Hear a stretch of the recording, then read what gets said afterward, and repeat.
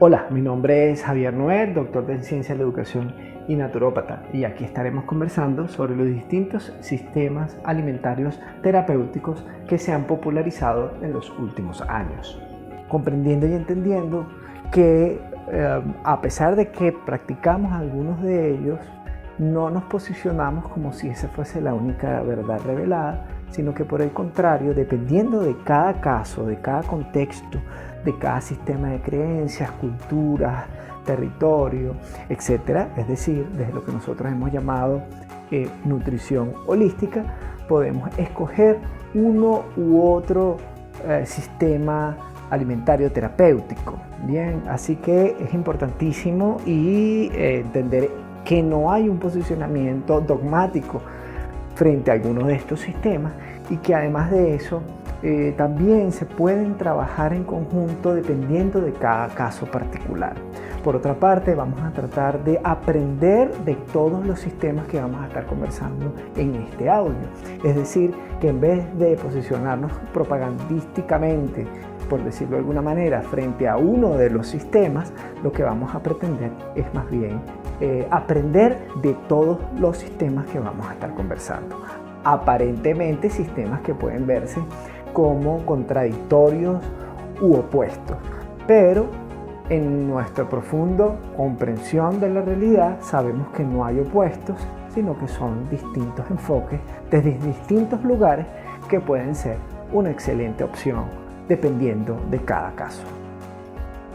En primer lugar, vamos a trabajar con el sistema que más se parece a nosotros, que es el vegetarianismo. Es importante también saber que dentro del vegetarianismo hay múltiples visiones y hay múltiples corrientes. No existe una sola, no existe un solo modelo de nutrición, existen muchos modelos de nutrición y dentro de esos distintos modelos hay versiones diferentes, como es el caso del vegetarianismo. En el vegetarianismo hay múltiples visiones y digamos que además tienen una amplia trayectoria, una amplia digamos literatura, pero aparte de eso también algunos autores consideran que los pueblos del trópico, las culturas tropicales, en esencia eran básicamente vegetarianas, aunque en realidad no podríamos decir jamás que son vegetarianos según el concepto moderno, sino que más bien eran sociedades que estaban sobre todo basados en alimentación de origen vegetal más que de origen animal. En todo caso, se trata sobre todo de las culturas del trópico, ya que en el trópico tienes durante todo el año, en gran parte del trópico, recursos vegetales disponibles, cosa que no puede ocurrir en, por ejemplo, los polos, en aquellas culturas y aquellas sociedades que lograron migrar y colonizar zonas muy frías. Bien, dentro del vegetarianismo hay una enorme corriente muy dominante que es expandida, que es que viene de la Ayurveda. Recordemos que la Ayurveda es uno de los sistemas, es el sistema de salud tradicional de India y que está muy asociado al mundo de la yoga o del yoga y que a su vez está, digamos, asociado a todo lo que era el subcontinente indio y todos los recursos. India además es el origen, o el subcontinente indio es el origen de muchas de las especies que hoy en día están expandidas por todo el planeta, como es el caso de la pimienta, también de frutos como desde la berenjena hasta los limones, la caña de azúcar, entre muchos otros, digamos, alimentos, especies, productos distintos que hoy están expandidos en todo el planeta. Bien, dentro del mundo del vegetarianismo podemos decir que hay varios modelos. Por ejemplo, está el veganismo. El veganismo es aquel que no consume ningún tipo de alimentos de origen animal, ni lácteos, ni miel, ni grasas de origen animal, solamente alimentos de origen vegetal. Lo importante y lo interesante de este modelo es que nos demuestra que es posible vivir de consumir solamente alimentos de origen vegetal. Hay mucha polémica detrás del veganismo, pero el veganismo cada vez más se expande en el mundo moderno. Algunas de las preocupaciones del modelo convencional de salud es una supuesta deficiencia de vitamina B12, ya que se supone que la vitamina B12 solamente proviene del mundo animal, cosa que en distintos autores y visiones pues se contradicen y pues algunos consideran que no hace falta, que si se tiene una alimentación variada, rica en leguminosas, que son granos, cereales, semillas oleaginosas, frutas, vegetales y hortalizas correctamente combinados, el organismo es capaz de sintetizar todas las vitaminas, minerales y por supuesto nutrientes, macronutrientes que el organismo necesita, incluyendo las proteínas. El otro sistema tenemos el ovo-lacto-vegetariano, que consume huevos y consume leche, yogur y quesos. Ese es el ovo-lacto-vegetariano. Bien, es una versión que puede ser mucho más fácil de llevar para una persona que quiere incursionar en el mundo del vegetarianismo en sociedades como las nuestras, ya que bueno, se consume estos otros alimentos que pueden ser también fuentes de nutrientes importantes, como son proteínas, entre otras cosas. También tenemos el lacto-vegetarianismo, que se parece más al mundo ayurveda, porque se consumen lácteos como es el yogur, el ghee, que es la mantequilla clarificada, pero no se consumen quesos, ¿sí? Ni se consumen huevos, más todo el mundo vegetal. Este también podría ser un paso transitorio o una dieta que puede ser terapéutica en un periodo determinado, también por ejemplo un periodo de desintoxicación, o asumirse como un estilo de vida. Bien, entonces en general el vegetarianismo puede ser una muy buena opción, cualquiera de sus vertientes, para prevenir enfermedades cardiovasculares, para el tema, pues por supuesto, de mineralizar y de vitaminas y de fibras, de contrarrestar y prevenir problemas de estreñimiento, por ejemplo. Puede ser inclusive parte, como les decía, de un sistema de desintoxicación en un periodo determinado, también puede ser una vía muy importante, y en general se asocia también como a sistemas de alimentación de personas muy preocupadas por el ambiente, ya que se considera que consumir alimentos de origen vegetal es mucho más ambientalmente amigable, ya que la producción de la industria cárnica es muy contaminante, pues aparte de toda la industria agroalimentaria del mundo contemporáneo, donde se utilizan muchos aditivos y, bueno, en el caso animal, hormonas de crecimiento acelerado. Se acusa del sistema agroalimentario, agroindustrial y sobre todo todo el tema de la cría de animales de sistemas de tortura, donde hay mucho daño. Entonces, por supuesto, muchas tendencias también espirituales, pues consideran que la alimentación vegetariana es la más pacífica, la más tolerante, es la más ambientalmente amigable, como les decía. Entonces, bueno, son visiones, ¿sí? Aquí no nos vamos a posicionar, o trataremos de no posicionarnos sobre uno u otro. Trataremos de aprender de cada uno de ellos. En mi caso particular, el vegetarianismo me ha ayudado muchísimo, ya que ahorro también en términos económicos.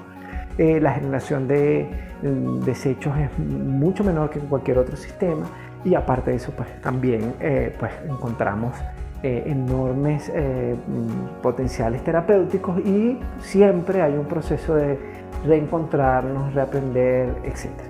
También puede haber algunas deficiencias, algunas debilidades. Por ejemplo, para ciertas patologías una dieta vegetariana no es posible. Ciertos trastornos intestinales, disbiosis, no pueden consumir alimentos de origen vegetal con mucha fibra, que estos son alimentos de mucha fibra, lo cual no es conveniente, ya que pues por su propio, digamos, problema de salud, el consumo de fibra genera mucha inflamación, meteorismo, gases, vómitos, diarrea, pero esos son casos como bastante particulares. También hay sistemas dentro de todo este mundo del veganismo, etcétera, en el que hay una doble juego medio complicado en el tema del mercado, porque han surgido una gran cantidad de productos veganos, pero que son muy procesados, ¿no? Cual sea el sistema que a uno le guste, que practique o no, lo que sí recomendaríamos es que siempre sean alimentos no procesados y poco procesados sin aditivos sintéticos. Bien, y es importante conocerlo porque hay muchos productos en el mercado internacional con etiqueta vegana, pero que en realidad son alimentos muy procesados. También hay personas que practican la alimentación vegetariana, pero consumen, por ejemplo, aceites refinados de soya, consumen alimentos procesados de soya, consumen alimentos con muchos aditivos sintéticos, con GAMS, que son una especie de aditivo que se utiliza muchísimo en la industria alimentaria, y todos ellos también son toxinas, son alimentos con cierta capacidad de toxicidad que sobrecargan el sistema, el organismo, y evidentemente pues tampoco son saludables. Entonces eso es un problema también dentro del mundo del veganismo, y otros elementos interesantes también que tienen que ver con, por ejemplo, cuando se combinan mal los alimentos. En el mundo latino-caribeño, en las versiones vegetarianas, hemos conseguido muchísimo, por ejemplo, o dietas muy ricas en carbohidratos, aunque sean integrales. Por ejemplo, combinar granos con arroz, con pan, con plátano, con yuca, con pan, juntos en un mismo plato, lo cual también podría estar asociado, por ejemplo, a altos índices de azúcar en sangre y problemas metabólicos y a estrés del páncreas y la tiroides, ya que pues hay una mala combinación de los alimentos. Otro problema que se puede presentar en el vegetarianismo, que mucha gente plantea, es que podría ser y parece ser muy trabajoso porque hay que cocinar mucho. Por ejemplo, los granos hay que remojarlos para activarlos, para que no genere gases. Hay que picar mucho, es comida muy fresca porque tú los vegetales no los puedes almacenar a menos que sean cereales como el arroz o el maíz o los granos o las semillas oleaginosas, ¿sí? Como el merey o anacardo o marañón, que le llaman también al merey, o linaza, lino o ajonjolí, sésamo, etc. Pero que de resto es mucho alimento muy fresco, entonces hay que reeducarse, hay toda una logística que para muchas personas es complicada e incómoda, ¿no? Eso es otro elemento importante. Dentro del vegetarianismo también hay cosas buenas también, como por ejemplo los desechos que se producen en general son desechos orgánicos que pueden servir de compost para tus cultivos en tu comunidad, en tu casa, en tu vivienda, etc. Entonces se adecua muchísimo también a todo un sistema ecológico y de producción local. Bien, entonces así hay múltiples elementos. Otra desventaja del vegetarianismo podríamos encontrarlo también en nivel cultural. En nuestras culturas es poco comprendido el tema de no comer carnes y hay mucho estigma contra el vegetarianismo. Esos son elementos también que hay que evaluar y que toda persona que quiere entrar en estas dinámicas tiene que comprender, tiene que reconocer, porque la presión social es un factor muy importante cuando hablamos desde la nutrición holística para considerar también, ya que pues lo social influye enormemente sobre las decisiones, las dietas, los alimentos, la salud, el estrés. Puede ser un elemento muy estresante inclusive en ciertas familias o en ciertas comunidades decidir ser vegetariano. Sería muy contracorriente, se recibe mucho cuestionamiento, inclusive de técnicos y profesionales de la salud. Hay todo un tema de terrorismo y de meter miedo a la gente porque es una dieta deficitaria. Cuando, bueno, eso es bastante relativo y, insisto, puede ser una excelente opción para muchas personas y eso lo ha demostrado la historia. Grandes personajes históricos han sido vegetarianos: Albert Einstein, Platón, Nikola Tesla, científicos, artistas. Leonardo da Vinci era un gran defensor de la comida vegetariana. Y así como ellos, muchos otros muy interesantes que han tenido una vida muy próspera, muy dinámica, muy activa, deportistas de altísima competencia. Los ganadores de triatlones como el Ironman han sido veganos, corredores de alta competencia también son veganos, ciclistas, nadadores. Es decir, hay más que suficiente literatura científica, pruebas y experiencias de personas que han demostrado que eso es un sistema perfectamente válido No tiene por qué ser de todo el mundo, pero es un sistema válido si se sabe hacer de manera consciente e inteligente. Bien, dentro del mundo del vegetarianismo también tenemos el crudivorismo. Esta es otra tendencia que se plantea a que todo debe ser consumido crudo. Bien, en ese sistema, pues, que podría funcionar y les funciona a muchas personas. De hecho, en Venezuela han habido algunos importantes especialistas del área de la salud, del naturismo, de la naturopatía, que practican el crudivorismo, y bueno, su alimentación se basa sobre todo, pues, como la palabra lo dice, en alimentos crudos. Bueno, una alimentación que obviamente tiene también beneficios, pero también sus pros y sus contras, ¿no? Lo bueno es que estás comiendo alimentos frescos, alimentos naturales, pero logísticamente puede ser complicado que tú tengas todo el tiempo alimentos frescos, ¿sí? Y bueno, obviamente también está todo el tema del aprovechamiento de muchos recursos en el trópico, por ejemplo, que no son considerados. Por ejemplo, las raíces y tubérculos no se consumen porque hay muchas raíces y tubérculos, mejor dicho, porque hay unas que puedes comer crudas. Por ejemplo, las raíces como la remolacha o la zanahoria pueden ser consumidas crudas, pero otras como la yuca o mandioca o tapioca, locumo, malangas, ñame, no pueden ser consumidas crudas, por lo tanto no se pueden aprovechar estos alimentos. De igual manera, los cereales como el arroz, el maíz, entre otros, no son consumidos, y las leguminosas que están ya maduras, los granos, frijoles, caraotas o frijol negro, quinchoncho o guandul, esos no se pueden consumir, solamente frescos, ¿no? Eso también hay una gran cantidad de temas importantes a considerar con respecto a la problemática que se presenta en torno a la logística en el mundo moderno. Bien. En todo caso, los defensores del crudivorismo aseguran que es la alimentación alcalinizante más importante. Eso lo vamos a estar viendo en otros audios también, del equilibrio alcalino reactivo. Se supone que la célula humana en general, no en todas las partes del cuerpo, pero la célula humana en general está en un medio ligeramente alcalino, un pH de 7 más o menos, y que la alimentación crudívora es la alimentación que permite mantener el pH adecuado del espacio intersticial, que es donde están depositadas, por decirlo de alguna manera, las células en el organismo. Obviamente eso es relativo, hay áreas del cuerpo que son ácidas, por ejemplo el estómago, etc. Pero esto es una visión más global, más holística, en la que se considera, bueno, un equilibrio del pH, y se considera que la dieta crudívora es la que mantiene mejor ese equilibrio del pH, es la más alcalinizante.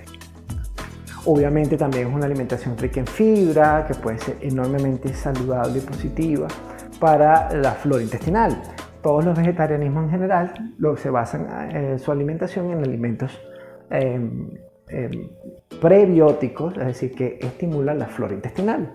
Eso significa a su vez que van a permitir un mayor equilibrio, absorción de nutrientes, una mejor eliminación de desechos a través de los intestinos, una menor acumulación de desechos tóxicos, todo lo cual redunda en una mejor salud. Bien, ahora otro tema del crudivorismo es que podría ser también difícil satisfacer las necesidades calóricas si todos los alimentos son crudos, sobre todo en ciertos contextos económicos y culturales.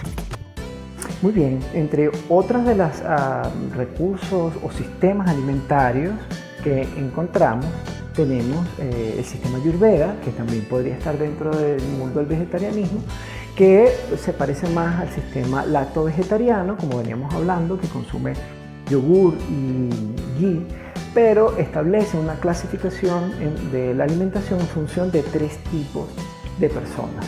Es una clasificación bien interesante porque esa clasificación no se basa exclusivamente en aspectos físicos, sino que son aspectos físicos, mentales, emocionales y energéticos.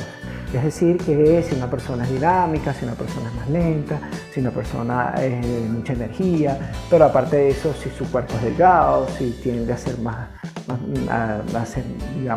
rellena o más voluminosa. Todos esos elementos se evalúan en 3 tipologías y se trabajan con esas 3 tipologías para recomendar una mejor alimentación. Los alimentos además están asociados a los elementos tierra, agua aire, fuego y éter, y están asociados a 6 sabores: dulce, amargo, ácido, astringente y salado.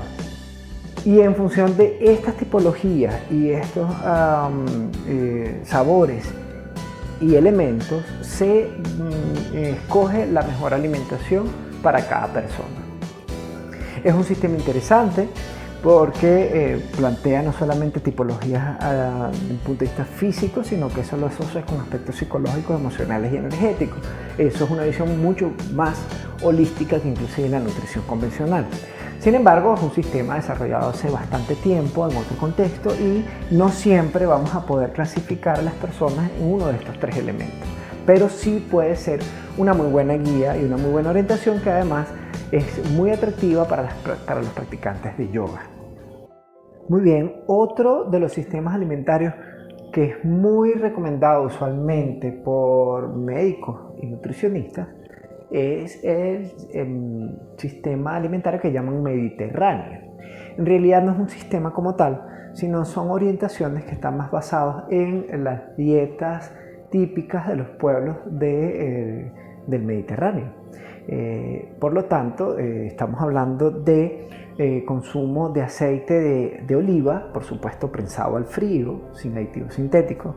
Estamos hablando de un bajo consumo de carnes, en particular muy bajo consumo de carnes rojas, pero las hay. Un alto consumo de vegetales frescos, alimentos como albahaca, perejil, son parte de esa dieta.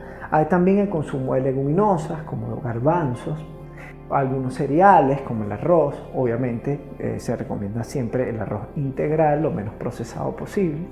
Y algunos lácteos, algunos quesos muy determinados, pescados, con frutos del mar y pues sobre todo además el tema de las proporciones es muy importante. Algunas semillas oleaginosas y frutas, hortalizas de época, de temporada. Esa es básicamente la alimentación mediterránea. Siempre y cuando la alimentación mediterránea esté basada entonces en alimentos producidos de manera natural, ecológica, sin aditivos, sin hormonas, etcétera, etcétera, eso puede ser una buena alternativa. Una de las ventajas que tiene este sistema es que es una alimentación más parecida a muchas culturas hispanas, ¿sí? Porque evidentemente pues tenemos una importante raíz española y pues en esa raíz española hay bastante influencia mediterránea. Así que es como buena, digamos, en ese sentido, ya que se adapta muy bien a la cultura de los países hispanoparlantes. Por supuesto, en ese sistema, cuando se habla de comida mediterránea, se habla también de consumir muchas ensaladas frescas y de consumir alimentos naturales, evitar los alimentos refinados, las harinas refinadas. Se consume el pan, pero un pan integral, un pan de trigo entero. Así que bueno, ese sería básicamente algunas de las características de la famosa dieta mediterránea, que es muy recomendada. Uno de los elementos también positivos de la dieta mediterránea es que se sustituye el consumo de aceites refinados, que ha sido una costumbre impuesta y expandida desde la segunda mitad del siglo XX, y se consume el aceite de oliva, que es un extraordinario alimento rico en vitamina E y en otros ácidos grasos esenciales que son fundamentales para el funcionamiento de todo el organismo, el sistema endocrino, el sistema gastrointestinal, para las células, la membrana celular que es de grasa, para el sistema neurológico, ya que nuestro cerebro también es de grasa. Muy bien, otro sistema muy expandido y muy conocido es el llamado o la llamada dieta paleo o paleolítica, dieta de cavernícola, que se le atribuye su desarrollo y su creación al doctor Loren Cordain, nacido en el año 1950. Él es médico y profesor de la Universidad de Colorado y además estudió antropología, y en ese estudio de antropología pues se basó en la hipótesis en la cual los seres humanos han sido diseñados o tienen un diseño biológico para procesar y consumir alimentos como carnes, pescados, frutas, y aparte de eso, pues raíces, hojas, vegetales en general. Pero no están diseñados para consumir los alimentos que se empezaron a producir y generar a partir de la creación de la agricultura hace 10.000 años aproximadamente, en la que se incorporan cereales como el arroz, el maíz, el trigo, la cebada, la avena, las leguminosas, que son los granos, garbanzos, lentejas, arvejas, frijoles, caraotas, frijol negro, frijol bayo, ni tampoco productos lácteos. Según esta hipótesis, pues el diseño biológico humano es el mismo de los seres humanos de antes de 10.000 años atrás, desde la época paleolítica, que básicamente eran cazadores-recolectores. Esta dieta ha tenido un gran éxito porque ha permitido evidenciar algunas cosas interesantes. Una es que en definitiva el consumo de cereales y de leguminosas, así como de lácteos, no es tan adecuado para el consumo humano. Y eso ha traído toda una problematización sobre esto que había sido muy invisibilizado y no se había discutido. Sin embargo, esta moda de la dieta paleo ha permitido visibilizar realmente la problemática que hay detrás del consumo de estos alimentos. Bien, así que en general podemos decir que tiene algunos elementos positivos. Por ejemplo, se le asocia como un muy buen alimento para prevenir y tratar problemas metabólicos, diabetes, problemas de la tiroides, para prevenir obesidad y sobrepeso, para reducir de peso. Eso además está asociado siempre con alta actividad física. Pero tiene algunos inconvenientes. Uno de los inconvenientes que suele ser aparentemente bastante costosa, según dicen en distintos países, ¿sí?, sobre este tipo de dieta, porque además se consumen muchas semillas también. Se consumen semillas, pero semillas, por ejemplo, oleaginosas como nueces, etc. Y la carne no es cualquier carne, es decir, uno de los elementos interesantes también de la dieta paleo es que tienen que comer alimentos completamente naturales. No se comen alimentos procesados de ningún tipo.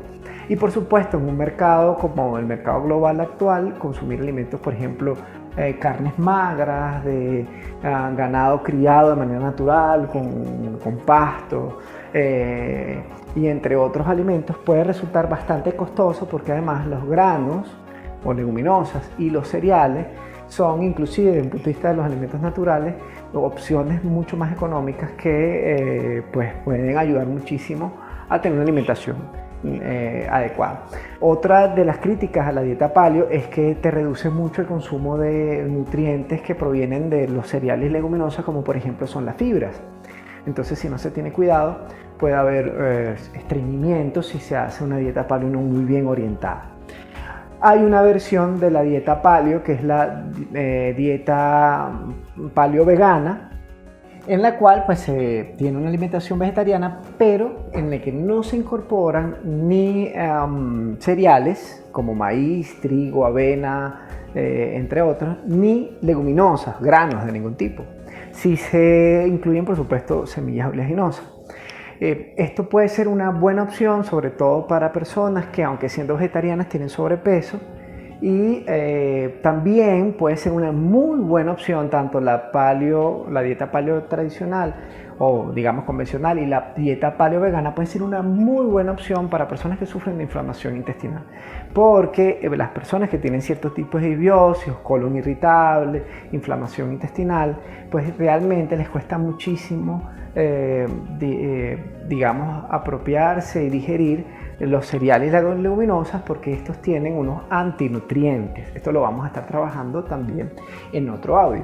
Pero es importante saber que esto puede ser una opción terapéutica para ciertas personas en un periodo determinado o incluso como un sistema de alimentación de por vida. El problema del sistema paleo-vegetariano es que buena parte de las proteínas que se obtienen en las dietas vegetarianas provienen de los cereales y de las leguminosas. Al no consumirlas, entonces hay que aumentar el consumo de otros alimentos como son brotes, que también se pueden consumir, o germinados, microgreens, que son germinados de plantas, pero con que ya tienen sus pequeñas primeras 2 hojas. Pero aparte de eso también, usualmente es una dieta paleo o ovo vegetariana, es decir, se consumen también huevos para poder obtener fuentes de proteínas alternativas por ser una dieta paleo vegetariana, pero sí se está viendo mucho esta orientación.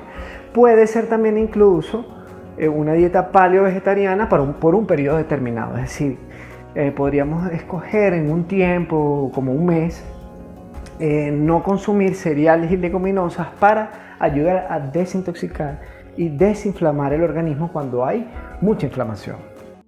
Muy bien, otra opción que cada vez está también más de moda y es más conocida en todo el mundo moderno es la llamada dieta keto o dieta cetogénica.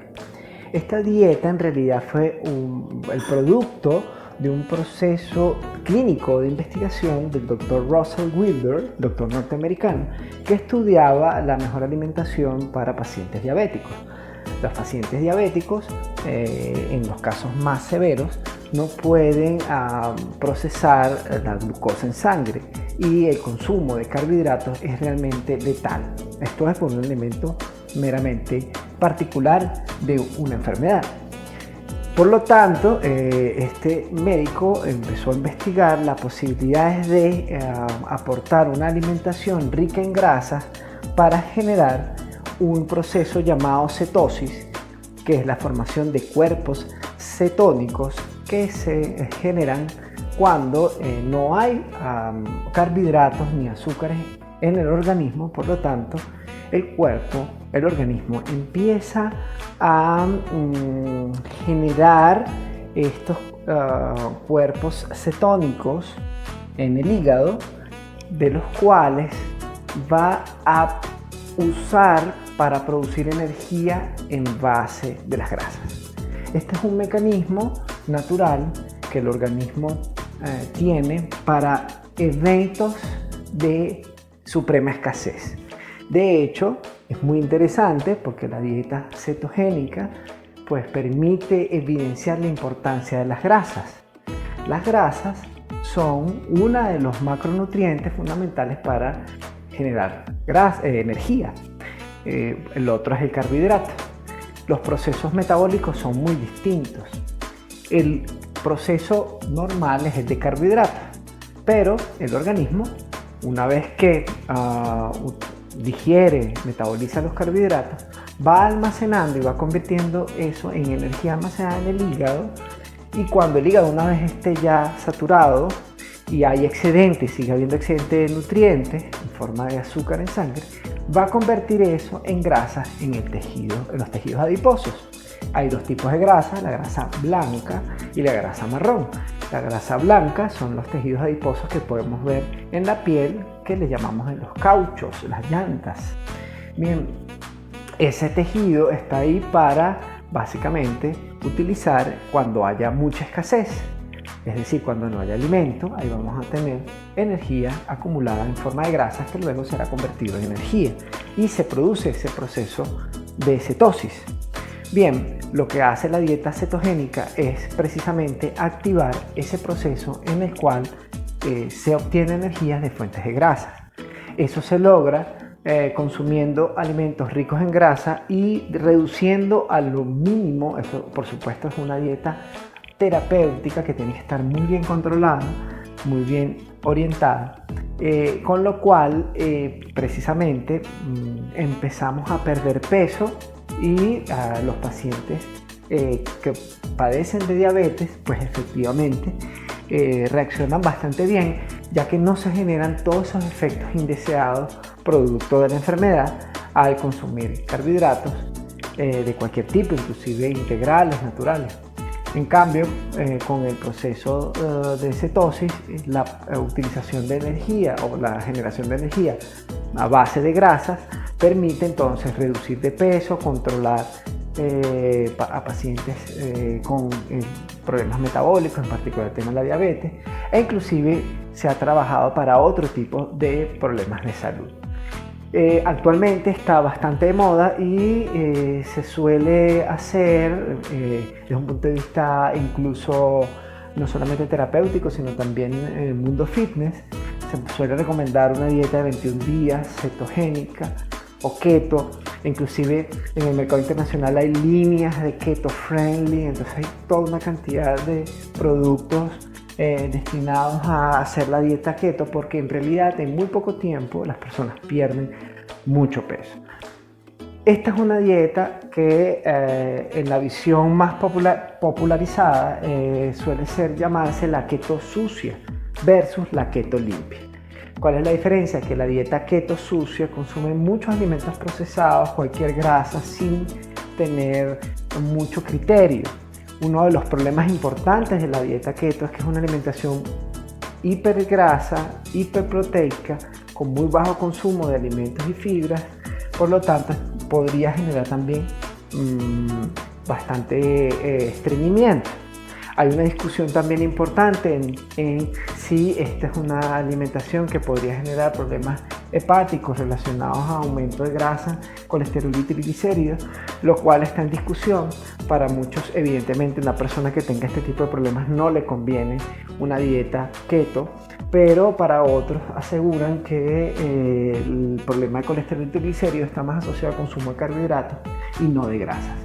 Por el otro lado, si es una dieta keto sucia, no se hace ninguna selección en función del procesamiento de los alimentos y se suele aplicar esta dieta consumiendo muchos alimentos procesados y grasas de cualquier origen sin ningún tipo de criterio. La otra versión, que es la keto limpia, que por ejemplo el doctor Mercola, que es un doctor médico norteamericano, estadounidense, bastante movido por las redes sociales, pues recomienda la dieta keto limpia, y por supuesto entonces son grasas de origen animal, de animales criados de manera natural. Se utilizan también grasas de origen vegetal no refinados, como aceite de oliva, aceite de sésamo o ajonjolí, aceite de coco. Se consume aguacate, coco, semillas oleaginosas como linaza, ajonjolí, entre otros elementos. Así que otro elemento importante es que no es una dieta para consumir de por vida. Se recomienda usualmente planes de 21 días o planes de 5 días keto y 2 días incorporando carbohidratos el fin de semana. Es decir, hay varias versiones de la dieta cetogénica. Tanto la dieta paleo como la cetogénica en muchos contextos nuestros podrían ser muy difíciles de llevar a cabo, muy costosos. Aparte de eso, sobre todo la dieta keto, tiene que estar muy bien orientada con médicos, especialistas, sobre todo si es un tema terapéutico, y hay que tener mucho cuidado con el origen de los alimentos que se están consumiendo. Que veo como una cosa interesante dentro de la moda de la dieta cetogénica es que nos ha permitido evidenciar la importancia de las grasas en el organismo. Por mucho tiempo se satanizó muchísimo el consumo de grasas, sobre todo en la segunda mitad del siglo XX, asociándola a las enfermedades crónicas no transmisibles.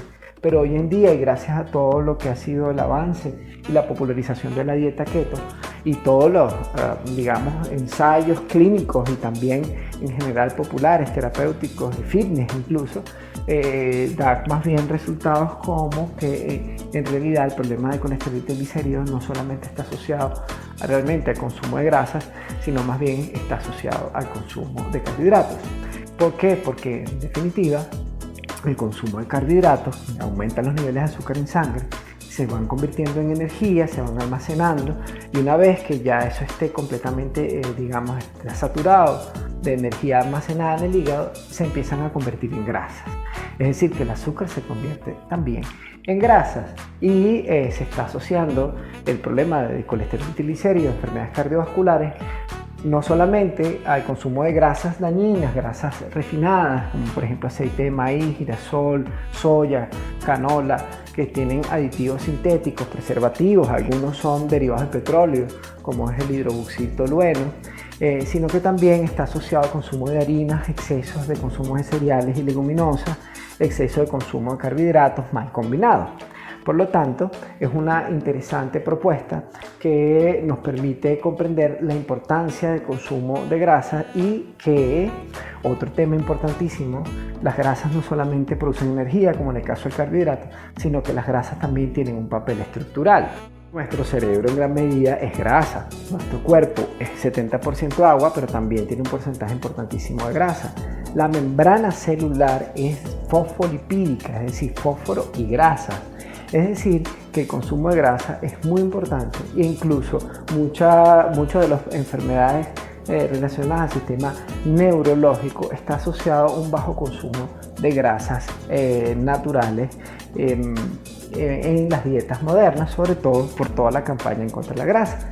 Por lo tanto, por ejemplo, el ghee, que es la mantequilla clarificada que hablamos al principio, que proviene de India y que es un alimento rico en grasa, era, por ejemplo, siempre asociado a salud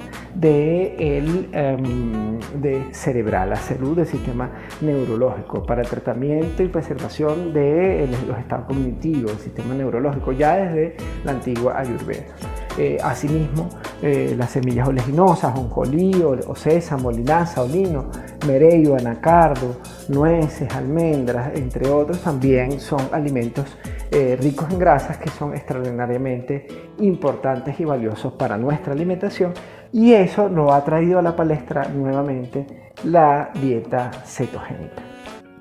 Muy bien, ya haciendo todo ese paneo por distintos sistemas terapéuticos alimentarios, podremos conseguir inclusive otros, pero colocamos estos como los más popularizados en el contexto moderno. Pues también encontramos los parámetros de la naturopatía.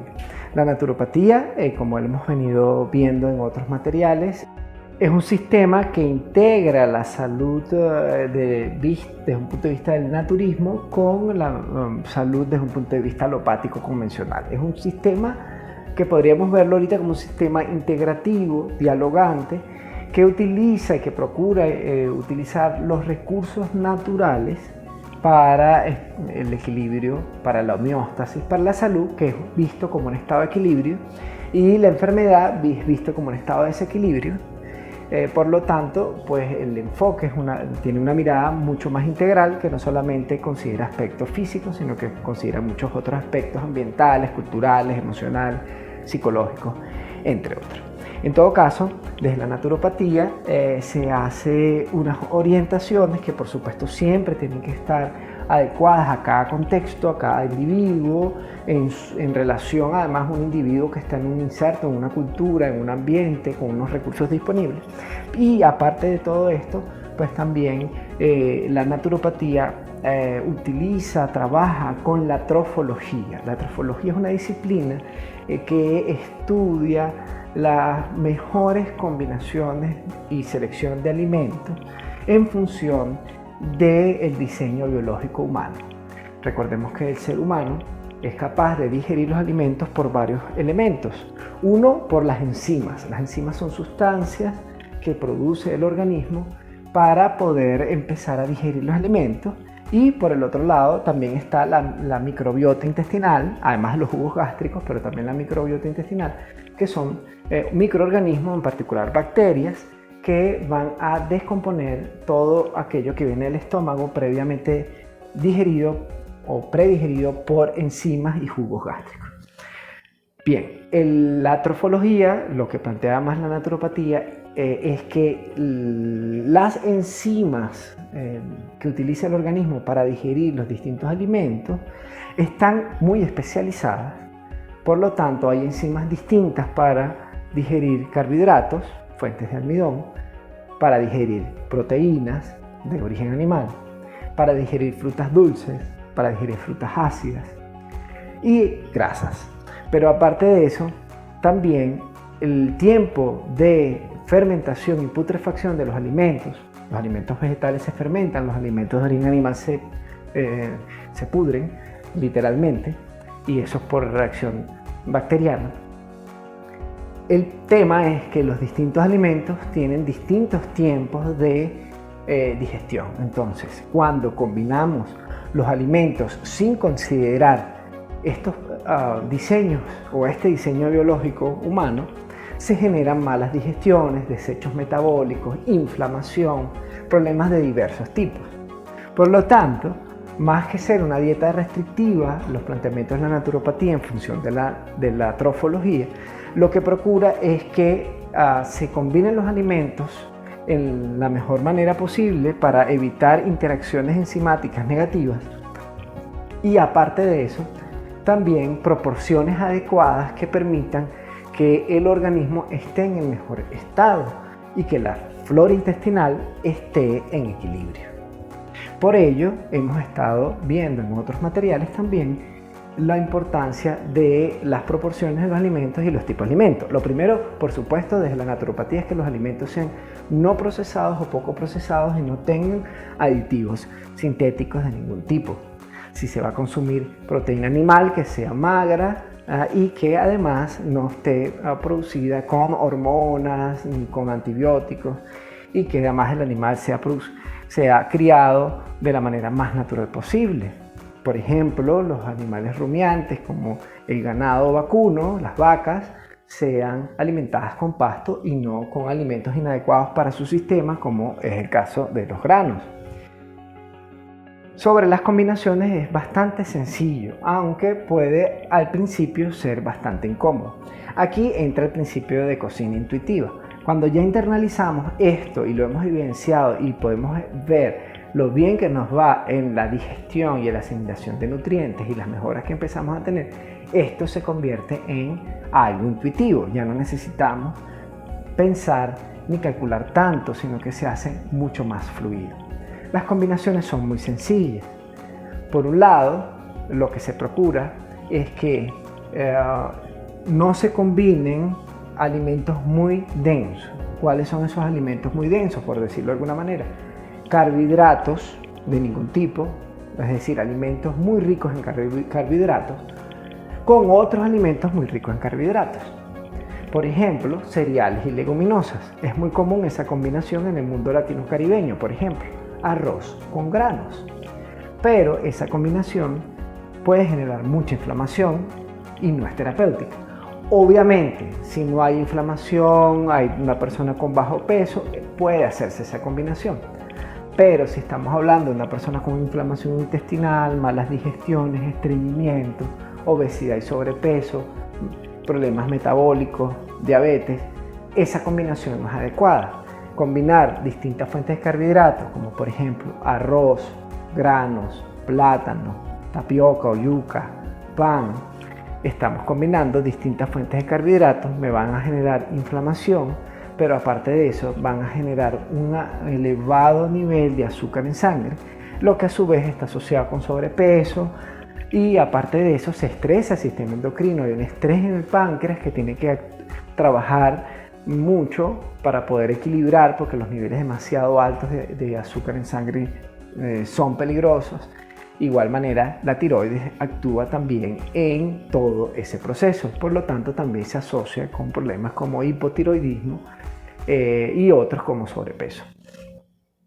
Entonces, en cada plato tiene que haber, si va a haber una fuente de carbohidrato fuerte, como por ejemplo cereales, arroz, por supuesto tendría que ser arroz integral, maíz, avena, cualquier cereal, no se puede combinar en un mismo plato con granos, por ejemplo, para evitar esa interacción enzimática. Y eso es sumamente importante para las personas que sufren de inflamación, para las personas que sufren de sobrepeso, para personas que sufren por enfermedades metabólicas, para personas que tienen problemas, por ejemplo, de hiperinsulinismo, para personas que tienen resistencia a la insulina, personas que tienen otros problemas metabólicos, diabetes, entre otros. Otra combinación que no es adecuada es consumir alimentos ricos en almidones, como son cereales, leguminosas y raíces y tubérculos, con alimentos de origen animal, o lo que usualmente se llama proteína animal. Por ejemplo, combinar arroz con carne, pasta con carne, pollo con arroz. Esa combinación no es tan adecuada, ya que las proteínas utilizan unas enzimas distintas, o el cuerpo utiliza unas enzimas distintas para digerir las proteínas, que para digerir los almidones. Y aparte, los tiempos de digestión son distintos, generándome gases, inflamación, interacciones no adecuadas. Asimismo, entonces se recomienda que en el plato haya o una fuente de almidón fuerte, cereal, leguminosa o raíz y tubérculo, o por el contrario vamos a tener proteína animal. ¿Con qué se va a acompañar? Se tiene que acompañar con vegetales con bajo nivel de almidón, que son en general alimentos ricos en fibras, alimentos prebióticos. ¿Qué significan alimentos prebióticos? Son alimentos que fortalecen la flora intestinal saludable. Recordemos que tenemos entre 500 y 1000 diferentes tipos de bacterias en nuestros intestinos, y desde la naturopatía se hablan de dos grandes grupos: fermentativos y putrefactivos. La flora fermentativa, que se produce y se genera y se fortalece con el consumo de alimentos prebióticos, en general vegetales, ricos en fibras, frutas, etc., van a fortalecer y mantenernos en un estado de equilibrio y de salud. Mientras que la flora putrefactiva, que se alimenta y se genera por el exceso de consumo de alimentos de origen animal, por el exceso de consumo de lácteos, por el exceso de consumo de alimentos procesados y ultraprocesados como azúcar, harinas refinadas, entre otros, esto es más bien una flora intestinal que genera desequilibrio y que puede desencadenar en múltiples problemas, tanto físicos como disbiosis, mala digestión, colon irritable, pero también está asociado a debilitamiento del sistema inmunológico, a parásitos, a mala absorción de micronutrientes, a problemas de la tiroides, a problemas gastrointestinales, incluso se le asocia a problemas como cáncer. También puede estar asociado, por ejemplo, a problemas depresivos o problemas emocionales de distintos tipos, porque como mucha gente plantea, los intestinos, el sistema gastrointestinal es el segundo cerebro del organismo, pero también está estrechamente vinculado al sistema endocrino, y si hay desequilibrio hormonal y desequilibrio neurológico, obviamente vamos a sentir nuestra experiencia subjetiva va a ser depresión o hiperactividad inadecuada o cansancio o desgano, entre múltiples factores. Ansiedad, por ejemplo, está muy asociado a la disbiosis, los problemas de alteración de la flora intestinal con cuadros de ansiedad. Muy bien, entonces por eso es tan importante que al menos el 50% de los alimentos sean vegetales, ricos en fibras, alimentos prebióticos, versus el 50% de otros alimentos que no sean tan, digamos, ricos en estos tipos de nutrientes.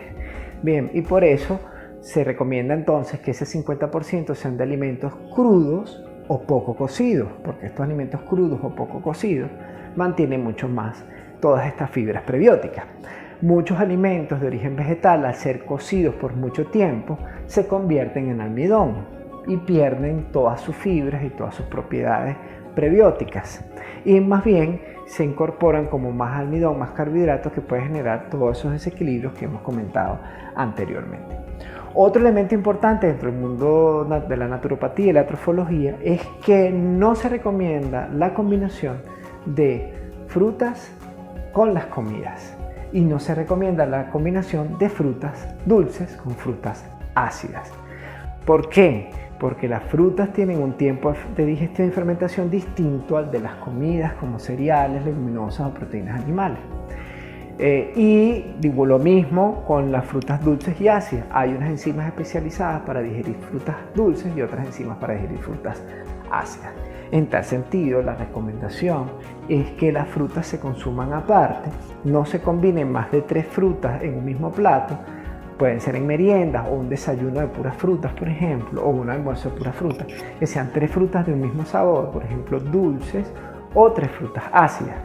Ahora, lo que sí se recomienda que se puede combinar son frutas dulces con cereales. Por ejemplo, podemos hacer un alimento a base de maíz integral con plátano. El plátano es un fruto dulce y el maíz integral es un cereal. Entonces podemos hacer tortillas o torticas, arepitas de maíz con plátano, o por ejemplo el fororo o la avena de la mañana con plátano maduro o leche de plátano maduro, que es una buena opción para endulzar sin utilizar ningún tipo de edulcorante como azúcar refinada, sino utilizando la propia fructosa del fruto maduro, que se cocina un poco, se licúa y queda como una leche espesa, y ahí se agrega el cereal, fororo o avena. Otra combinación que también es recomendable es consumir frutas ácidas con semillas oleaginosas, ya que ahí no hay interacción enzimática y se apropian muy bien los nutrientes. Por ejemplo, una merienda de piña con almendras, ¿sí? O, por ejemplo, consumir moras, ¿sí? Fresas, frutillas, que son bayas, son frutas ácidas o poco ácidas, ¿sí? Algunas cítricas, con semillas oleaginosas, con nueces, con merello, anacardo o marañón, entre otras. Hay unas frutas neutras que son usualmente grasas, como por ejemplo el aguacate y el coco, que pueden ser combinados con cualquier alimento.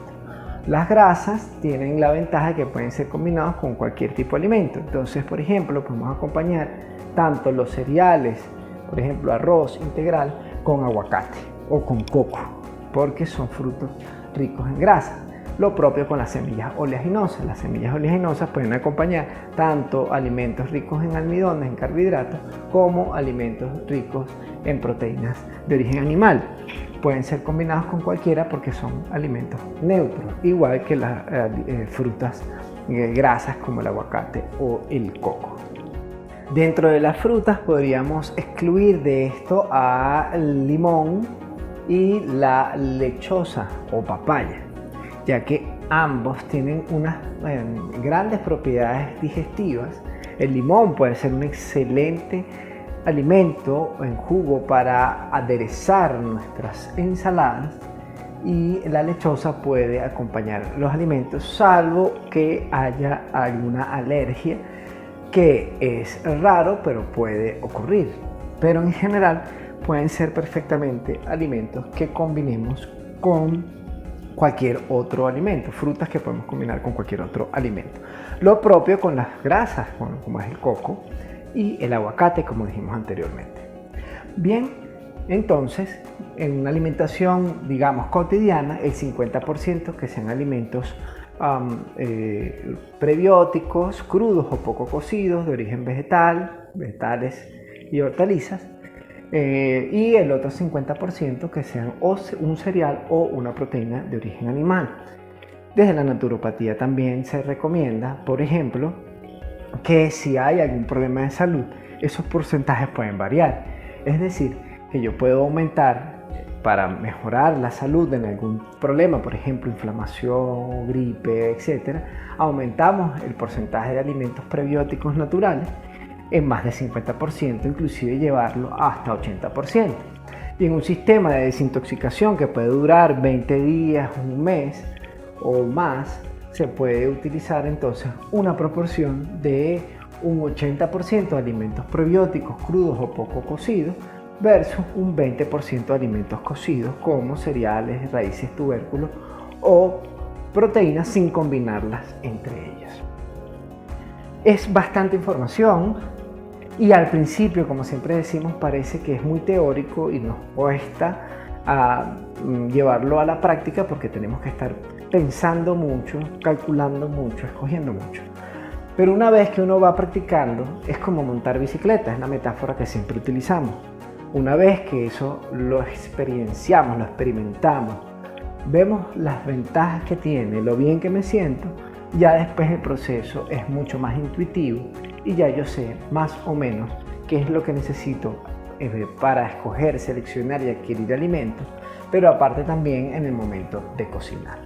Recordemos también que estos sistemas no son opuestos, sino que se pueden complementar. pueden ser parte de un periodo de desintoxicación, de un periodo terapéutico, o dependiendo de cada caso, hay personas que le convendrá más un sistema que otro, y eso va a depender de múltiples factores si lo vemos desde un punto de vista de la nutrición holística, es decir, no solamente aspectos fisiológicos y de diseño biológico como especie humana, sino también de aspectos como lugar donde habita, ambiente, territorio, también aspectos culturales, aspectos emocionales, sistemas de creencias, gustos particulares, entre muchos otros factores.